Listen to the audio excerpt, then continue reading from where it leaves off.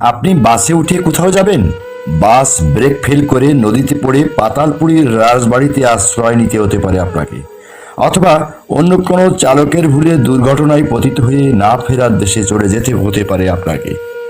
নদীপথে লঞ্চে উঠে কোথাও যাবেন, দুই লঞ্চের মাঝে চাপা পড়ে পিষ্ট হয়ে মুহূর্তেই আপনাকে না ফেরার দেশে চলে যেতে হতে পারে।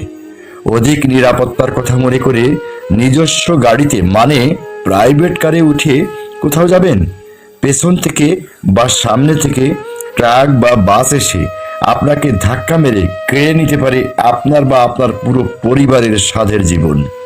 মনে করছেন এসব আপনি কিচ্ছু করবেন না, শুধু রাস্তা দিয়ে হেঁটে চলবেন। নির্মিতব্য কোনো ভবন থেকে আপনার মাথায় ইট পড়ে আপনাকে ইহলোকের মায়া ত্যাগ করতে হতে পারে। ট্রেন জার্নি নিরাপদ মনে করে ট্রেনে চড়ে যাবেন, ট্রেনের বগি ছিটকে পড়ে কেড়ে নিতে পারে আপনার স্বাদের জীবন। কোনো যানবাহনই নিরাপদ নয় মনে করে আপনি হেঁটে হেঁটে রাস্তা চলবেন, উপর থেকে মেট্রো রেলের বিয়ারিং এর প্যাড আপনার মাথায় পড়ে আপনার মাথার মগজ ছড়িয়ে ছিটিয়ে মুহূর্তেই অক্কা পাইতে পারেন।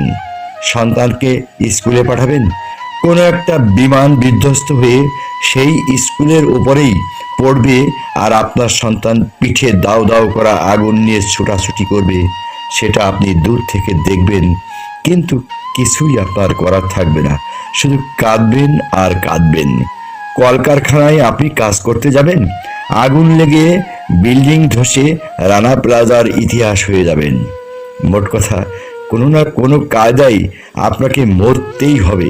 ঘাটে মাঠে রাস্তায় আকাশে নদীতে কোথাও আপনার নিস্তার নাই। এসব থেকে একটাই সমাধান, আপনি ঘর থেকে মোটেও বের হবেন না, ঘরের ভেতরেই থাকবেন, তাই তো?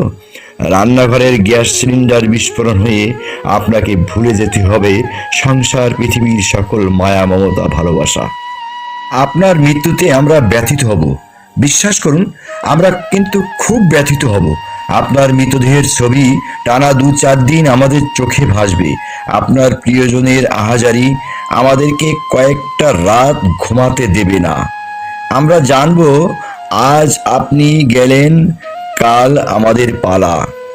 আপনার এবং আমাদের দোষ একটাই, সেটা হলো এই দেশই আমাদের মৃত্যু উপত্যকা। মরে যাওয়া ছাড়া আমাদের আর কোথাও যাওয়ার নেই। ধন্যবাদ সকলকে, ভালো থাকবেন সবাই।